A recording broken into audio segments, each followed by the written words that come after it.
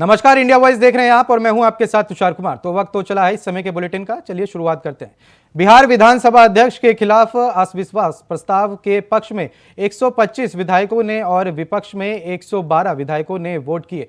इसके बाद आरजेडी विधायक तेजस्वी यादव ने कहा कि मैंने पहली बार देखा है कि एक ही कार्यालय में एक सीएम ने तीन बार शपथ ली है। मुख्यमंत्री जी हमारे लिए आदरणीय थे, है और हमेशा रहे। हम इनकी इज्जत हमेशा करते आए हैं और करते रहेंगे। और हम तो कई बार इनके नेतृत्व में काम करने का मौका मिला और हम लोगों ने काम किया मिलकर के, इसमें कोई दो राय नहीं। आगे हम सारी बात को भी हम अपने आप लोगों के समक्ष जो है रखने का काम करेंगे। अब कई बार माननीय मुख्यमंत्री जी जो हैं इस बात को बोलते रहे कि तुम मेरा बेटा जैसा हो, कई बार बोलते हैं और हम भी अपना मानते हैं, अपने गार्जियन मानते हैं। और आप लोग भगवान राम की चर्चा करते हैं, हम आप सबके मन में तो राम है ही, शांति शांति, लेकिन एक बात समझना पड़ेगा।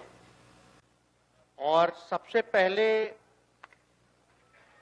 हम माननीय मुख्यमंत्री जी को धन्यवाद देना चाहते हैं कि लगातार 9 बार उन्होंने शपथ लेकर के इतिहास रचने का काम किया और 9 बार तो लिया ही महोदय, लेकिन एक ही टर्म में 3 बार लिया, ऐसा अद्भुत नजारा हम लोगों ने नहीं देखा। आखिर क्या ऐसा हो गया कि आपको ये निर्णय लेना पड़ा? 2020 का हम लोग चुनाव जीत करके आए, मात्र बेईमानी के बाद 12,000 का डिफरेंस था पूरे महागठबंधन और एनडीए में। आप क्यों छोड़ के आए? आपने यही बोला था ना कि हम एनडीए इसीलिए छोड़ रहे हैं क्योंकि हमारे पार्टी को तोड़ा जा रहा है, हमारे विधायकों को प्रलोभन दिया जा रहा है। और आपने ये कहा था मर जाएंगे मिट जाएंगी, तो आप कहते ही रहते हैं, हमेशा लगातार ही कहते हैं, उस पर हम नहीं जाएंगे। लेकिन आपने तो ये कहा था कि भाई हम लोगों का एक ही लक्ष्य है, न प्रधानमंत्री बनना है न किसी को मुख्यमंत्री बनना है, देश भर के विपक्षों को रोल बंद करके जो तानाशाह है उसको दोबारा नहीं आने देना है, इसीलिए ना आ पाए थे। और आप जब गवर्नर हाउस गए महोदय, मुख्यमंत्री जी जब आप बाहर आए तो आपने बोला कि आपका मन नहीं लग रहा था। आपने ये बोला कि मन नहीं लग रहा था। मन नहीं लगेगा तो हम लोग नाचने गाने के लिए थोड़ी है, आपका मन लगाने के लिए। हम तो आपका साथ ना देने के लिए थे कि जो काम आप बोलते थे असंभव है उसको हम लोगों ने मुमकिन करके दिखाने का काम किया। हम तो नीतीश जी को एक दशरथ जो पिता है उनके रूप में ऐसा गार्जियन मानते हैं कि भाई कई बार जो है इन्होंने कई बार आप लोगों के सामने भी बोला अब तो यही करेगा, यही आगे बढ़ेगा। तो चलिए नौजवान लोग ना आगे बढ़ेगा, आगे काम करेगा। लेकिन कई बार मजबूरियां रही होंगी इनकी, जैसे दशरथ की मजबूरी थी, राजा दशरथ की, कि राम को जो है वनवास जो है भेज दिया गया। लेकिन उस बात को अब बताइए, कर्पूरी जी को मिला, हमको तो बहुत खुशी की बात है, कर्पूरी जी को मिला। आप कर्पूरी जी के साथ, हमारे पिता के साथ आप काम कर चुके हैं। आप उस वक्त थे, हम भले मेरा जन्म ना हुआ हो या हम बहुत छोटे होंगे, लेकिन आप तो जवान थे। आपको तो ये पता था कि कर्पूरी जी जब आरक्षण बढ़ाए थे, उनकी सरकार थी, तो जनसंघ जो था उस सरकार में था। जब कर्पूरी जी जब आरक्षण बढ़ा दिए तो यही जनसंघ वाला ही ना कर्पूरी जी को मुख्यमंत्री पद से हटाया। कौन हटाया? और आप कहां बैठ गए? आप कर्पूरी जी का नाम लेते हैं और आप कहां बैठ गए मुख्यमंत्री जी? और वही जनसंघ वाले, भाजपा वाले कहते थे, क्या बोलते थे, आरक्षण कहां से आई, कहां से आई? कर्पूरी जी हम नहीं बोलेंगे। दिल्ली से बड़ी खबर, किसान आंदोलन की खबर के बीच प्रशासन तैयार। आंदोलन को लेकर पुलिस को मिली खुफिया जानकारी। 2020 जैसा आंदोलन कर सकते हैं किसान, ये खबर सूत्रों के मुताबिक आई है। दिल्ली पुलिस ने बढ़ाई ज्यादा सतर्कता। सिंधु बॉर्डर पर बनाए गए अस्थायी कार्यालय, एक किलोमीटर के दायरे में सीसीटीवी भी लगाए गए। 5000 से ज्यादा जवानों को तैनात किया गया है। अर्धसैनिक बलों की 16 कंपनियां भी तैनात हैं। तो ये दिल्ली से बड़ी खबर सामने निकल कर आ रही है। किसान आंदोलन की खबर के बीच प्रशासन तैयार है। तो बड़ी खबर ये दिल्ली से सामने निकल कर आ रही है। आंदोलन को लेकर पुलिस को मिली एक खुफिया जानकारी। 2020 जैसा आंदोलन कर सकते हैं किसान।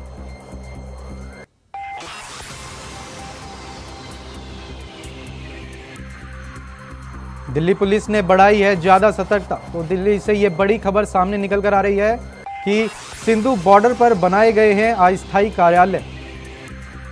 1 किलोमीटर के दायरे पर सीसीटीवी कैमरे लगाए गए हैं। बड़ी खबर ये दिल्ली से सामने निकल कर आई है।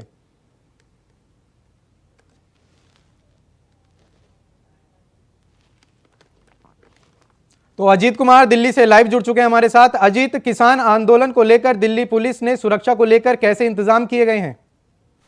और देखिए तुषार, बिल्कुल बताना चाहूंगा, 13 फरवरी को किसानों का दिल्ली कूच है और ऐसे में राजधानी दिल्ली पूरी अलर्ट मोड पर है। और दिल्ली में सुरक्षा व्यवस्था की अगर हम बात करें तो सुरक्षा व्यवस्था के मद्देनजर दिल्ली की तमाम सीमाओं पर विशेष चाक चौबंद इंतजाम किए गए हैं। चाहे वो दिल्ली का गाजीपुर बॉर्डर हो, टिकरी बॉर्डर हो, सिंघू बॉर्डर हो, दिल्ली के तमाम जो बॉर्डर है वहां पर हर तरीके से सुरक्षा व्यवस्था के मद्देनजर न केवल दिल्ली पुलिस बल्कि पैरामिलिट्री फोर्स को भी तैनात करने की तैयारी की जा रही है।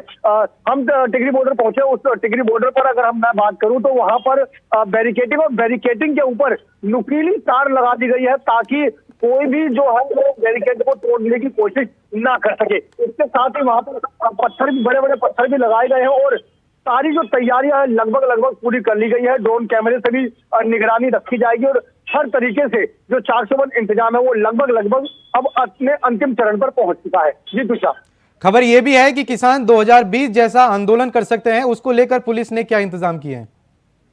देखिए, बिल्कुल खबर यह है कि 2020 जैसा एक किसान जो है बड़ा आंदोलन करने की तैयारी कर रहे हैं और इसी को लेकर के हर तरीके से सुरक्षा व्यवस्था जो इंतजाम है वो हर तरीके से हर स्तर पर अलग अलग तरीके से लेयर बना करके जो इंतजाम है वो किए जा रहे हैं। सीमाओं पर अभी से ही ये कहा जा सकता है कि जो बैरिकेडिंग है वो कर दी गई है और बैरिकेडिंग के साथ ही लोगों की आवाजाही में पूरी की पूरी जो चेकिंग अभियान है उसको भी बढ़ा दिया गया ताकि अगर दिल्ली में कोई भी प्रवेश करेगा तो कहीं ना कहीं उसकी हर तरीके से जांच की जाएगी। उसके बाद ही उसको दिल्ली में प्रवेश करने दिया जाएगा ताकि किसी भी तरीके से 13 तारीख को कोई भी जो सुरक्षा में सेंधमारी ना कर सके। जी तुषार, सिंधु बॉर्डर पर सुरक्षा को लेकर सीसीटीवी कैमरे भी लगाए गए हैं और 5000 से ज्यादा जवानों को तैनात किया गया है। देखिए तुषार, बात करना चाहूंगा, चाहे सिंघू बॉर्डर हो या फिर टिकरी बॉर्डर हो, ना केवल सीसीटीवी कैमरे बल्कि जैसा कहा कि ड्रोन कैमरे से भी निगरानी रखी जाएगी। इसके अलावा वहां पर और अन्य तमाम जो इंतजाम है वो किए गए हैं और इसके अलावा जिले के जो आला अधिकारी हैं वो भी हर पल वहां पर नजर बनाए रखे हैं, खुद मौके पे पहुंच करके अपनी सुरक्षा व्यवस्था को सुनिश्चित करने का काम कर रहे हैं ताकि किसी भी तरीके से जैसा कि मैंने कहा कि सुरक्षा व्यवस्था में सेंधमारी ना हो सके। जी तुषार। अजीत, किसान के आंदोलन के बीच दिल्ली में ट्रैफिक व्यवस्था को देखते हुए किस तरह की तैयारियां की गई हैं? देखिए, बिल्कुल अगर बात करूं मैं यहाँ पर किसान आंदोलन की, क्योंकि देखिए एक तौर वो भी था जब इससे पहले जब किसान दिल्ली की तमाम सीमाओं पर बैठ गए थे। करीबन 1 साल से ज्यादा का समय किसानों का जो आंदोलन है वो लगातार जारी रहा। तमाम मांगों को लेकर के किसान जो है धरने प्रदर्शन पर बैठ गए और इससे कहीं ना कहीं बॉर्डर और बॉर्डर के आसपास रहने वाले लोगों को और खास तौर से उन लोगों को जो दिल्ली से हरियाणा या फिर और कहीं कूच करते हैं उन लोगों को काफी समस्याओं का सामना करना पड़ा था उस समय भी।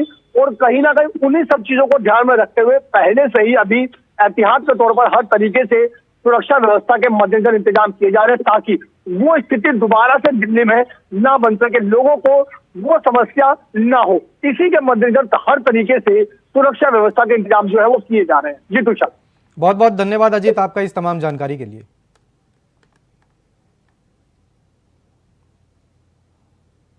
तो अगली खबर गाजियाबाद से है, जहां गाजियाबाद से एक अजीबोगरीब मामला सामने आया है। बता दें कि जहां फर्जी आईआरएस अफसर बनकर डीएसपी से शादी करने का एक मामला सामने आया है। बता दें कि डिप्टी एसपी श्वेता ठाकुर को जैसे ही शादी का सच पता चला तो उन्होंने शादी के 2 साल बाद रोहित से तलाक ले लिया, लेकिन इसके बावजूद उसने धोखाधड़ी करने नहीं छोड़ा। तो वहीं अब उससे परेशान होकर श्वेता ठाकुर ने गाजियाबाद के कौसाम्बी थाने में शिकायत दर्ज कराई। हालांकि पुलिस ने आरोपी के खिलाफ मामला दर्ज करते हुए आरोपी को गिरफ्तार कर लिया है। फिलहाल पुलिस मामले की जांच में जुट गई है।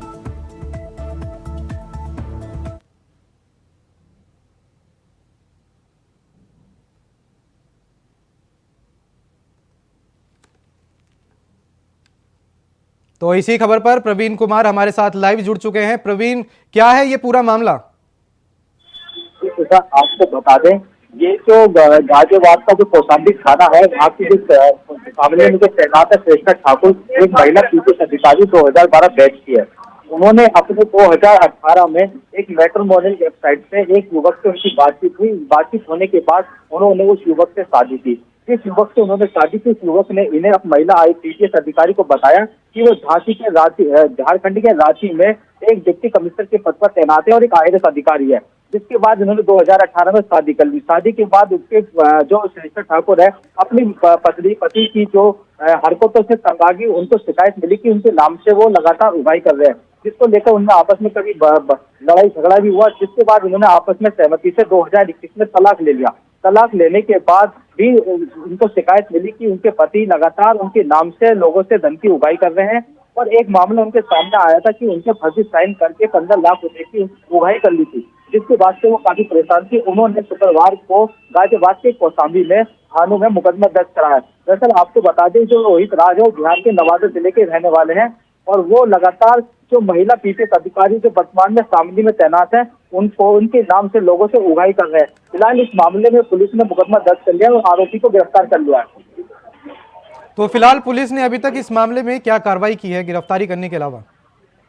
ये आपको बता दें कि मुकदमा दर्ज होने के बाद भी पुलिस लगातार उसको गिरफ्तारी की टीम लगा दी और पुलिस ने उसको गिरफ्तार करके पूछताछ कर रही है और पूरे मामले की जांच कर रही है कि किस तरीके से वो लोगों को नाम से अपनी जो पत्नी है महिला पीड़ित अधिकारी के नाम से लोगों से उगाही कर रहे थे। फिलहाल इस पुलिस मामले में जांच करके उसको गिरफ्तार कर लिया, पूछताछ जारी है।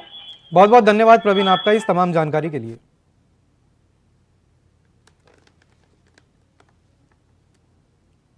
मुरादाबाद से समाजवादी पार्टी के सांसद एसटी हसैन ने संजय चौधरी को लेकर एक बयान दिया।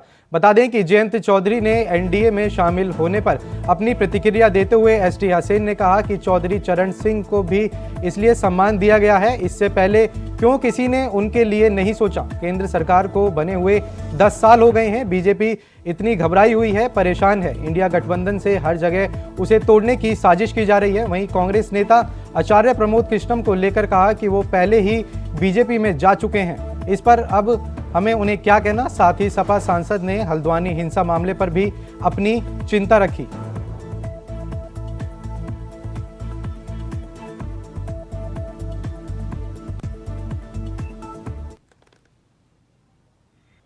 देखिए, सम्मान तो मिला ही इसीलिए था, इससे पहले तो कभी किसी ने सोचा नहीं। तकरीबन 10 साल हो रहे हैं हम सेंट्रल गवर्नमेंट को। ये बीजेपी इतनी घबराई हुई परेशान है इंडिया अलायंस से, हर जगह उसको तोड़ने की साजिशें करते हैं।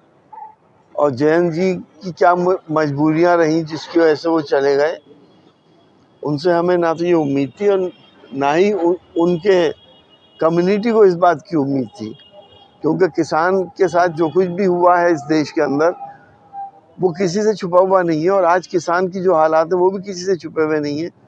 जैन जी के साथ जो हुआ था वो सबको याद है। अब सियासत में कहाँ क्या मजबूरियां हैं मैं तो नहीं कह सकता।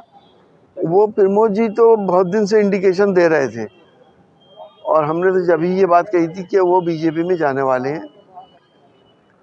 अब वहाँ पे बीजेपी में चलेगा, हम इसमें क्या कह सकते हैं। देखिए, उत्तराखंड के अंदर अब से नहीं 6 महीने से छोटी छोटी ऐसी चीज़ें हो रही थी जिससे कि लोगों में रोष था। मज़ारात को डिमोलिश किया जा रहा था, दरगाहों को तोड़ा जा रहा था ये कह के कि जंगल में है, 200-200 साल पुराने मज़ारों को तोड़ दिया। दंगा अचानक ही नहीं होता है। जब सब चीज़ें इकट्ठी हो जाती हैं, जब पाप का घड़ा भर जाता है तो विलास तो हो ही जाता है। दंगा होना नहीं चाहिए। हम तो यही चाहते हैं कि शांति रहे और कानून के हिसाब से अपनी बात कही जाए और कानून को हर किसी के साथ इंसाफ करना चाहिए। तो अगली खबर प्रयागराज से है, जहां प्रयागराज के संगम तट पर लगाए गए माघ मेले में शामिल हुए विश्व हिंदू परिषद के शिविर के संत सम्मेलन का आयोजन किया गया, जिसमें साधु संतों ने एक बड़ा ऐलान किया। उन्होंने कहा कि अयोध्या का संकल्प पूरा हुआ।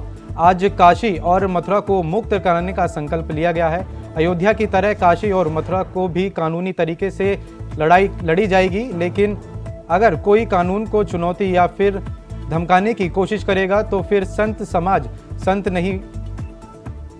शांत नहीं बैठने वाले हैं।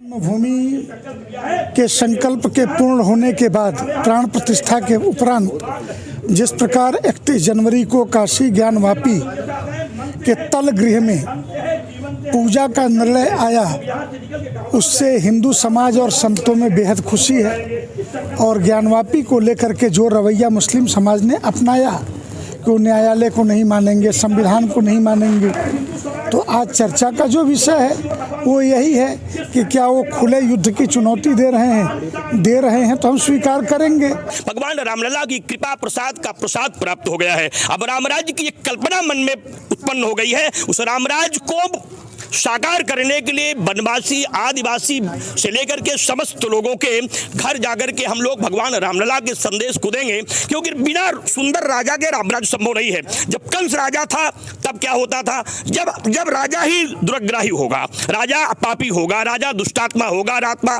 पापात्मा होगा तो पाप होगा, और राजा धर्मात्मा होगा तो पुण्य होगी, यश होगी, कीर्ति होगी।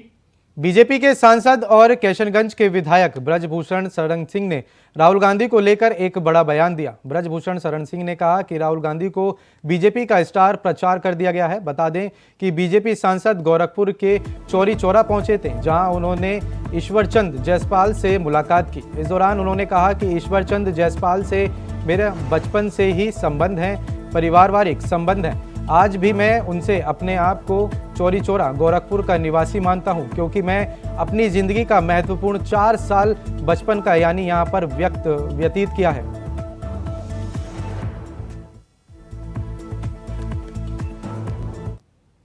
चौरी चौरा एक तरीके से मेरा बाल्यकाल यहाँ पर बीता है और 4 वर्ष मैं यहाँ पर रहा हूँ, और आज मैं जो कुछ भी हूँ उसमें चौरी चौरा का बहुत योगदान है। प्रारंभिक शिक्षा मैंने यहाँ से ग्रहण किया और जीवन का संघर्ष कैसे कब करना है ये सब मैंने चौरी चौरा से सीखा। और मैं अपना घर छोड़ करके चौरी चौरा आया था और 4 साल मैंने रह करके यहाँ पर अपने जीवन को किस प्रकार से जीना है सब मैंने चौरी चौरा से सीखा। और मुझे आज भी चौरी चौरा ऐसा लगता है कि ये मेरा गांव है, मेरा ही शहर है, मेरा ही परिवार है। मुझे बहुत ज़्यादा लगा। ग्रेटर नोएडा के सूरजपुर थाना क्षेत्र से एक सरफा व्यापारी के लापता होने की खबर सामने आई है। जानकारी के मुताबिक व्यापारी 10 लाख कैश और सोना लेकर ज्वेलरी लेने के लिए निकला था, लेकिन वो दिल्ली नहीं पहुंचा। व्यापारी की कार सूरजपुर में लावारिस हालत में मिली। वहीं व्यापारी लापता बताया जा रहा है, जिसकी सूचना मिलते ही पुलिस महकमे में हड़कंप मच गया। फिलहाल पुलिस ने मामला दर्ज कर आगे की कार्रवाई शुरू कर दी है।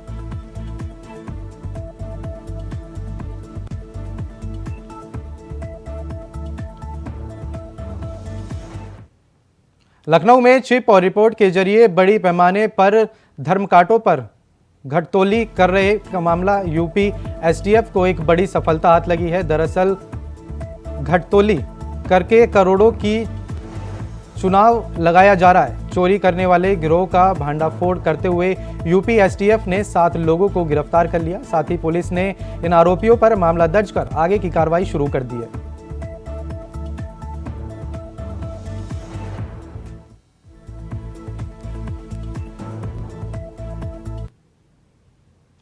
बलिया के वंसडिंग रोड पर पुलिस और एसओजी की टीम ने संयुक्त कार्रवाई करते हुए स्मैक तस्करों को गिरफ्तार किया। आरोपी से 10 लाख रुपए की अवैध स्मैक बरामद हुई। फिलहाल पुलिस ने रिपोर्ट दर्ज कर आगे की कार्रवाई शुरू कर दी है।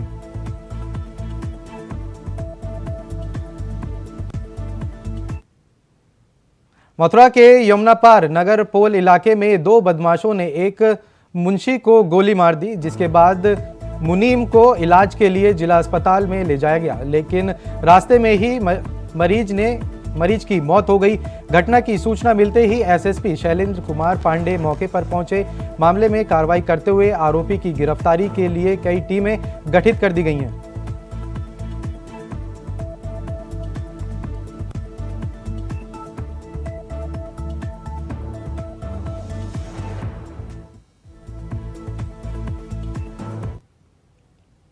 मथुरा के थाना राय पुलिस और स्वाट टीम की संयुक्त कार्रवाई करते हुए देर रात अंधेरे में एक बदमाश से मुठभेड़ की, जिसमें गोली लगने से बदमाश घायल हो गया, जिसके बाद पुलिस ने उसे धर दबोचा और रिपोर्ट दर्ज कर आगे की कार्रवाई शुरू कर दी। राया थाने की पुलिस और स्वाट टीम को सूचना मिली थी कि एक बदमाश माठ की तरफ से ये नहर की पटरी होते हुए राया की तरफ आने वाला है किसी वारदात की फिराक में। इस सूचना पर नहर पटरी पर राया पुलिस और स्वाट टीम के द्वारा चेकिंग आरंभ करी गई।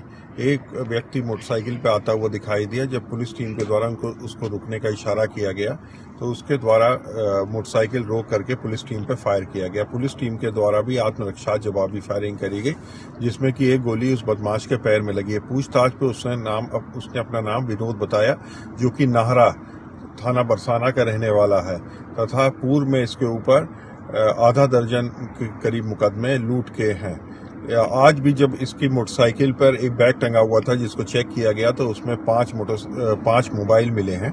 इसके पास से एक तमंचा, भारी मात्रा में गोलियां तथा एक मोटरसाइकिल बरामद हुई है।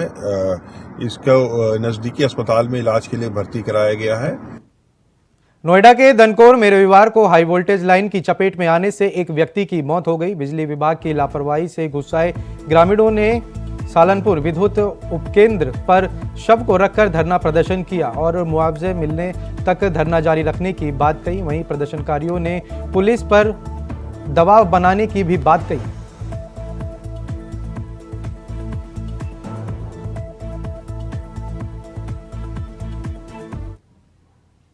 प्रतापगढ़ में पुरानी रंजिश के चलते ताबड़तोड़ फायरिंग की गई। बता दें कि पुरानी रंजिश के चलते 2 पक्ष आमने सामने आ गए और दोनों पक्षों ने जमकर फायरिंग की, जिसमें एक युवक को गोली लगी, जिसको गंभीर हालत में जिला मेडिकल कॉलेज में भर्ती कराया गया, लेकिन युवक की हालत गंभीर देखते हुए डॉक्टरों ने प्रयागराज के लिए उसे रेफर कर दिया गया। हालांकि इस घटना की सूचना मिलते ही मौके पर पहुंची पुलिस ने मामला दर्ज कर आगे की कार्रवाई शुरू कर दी है।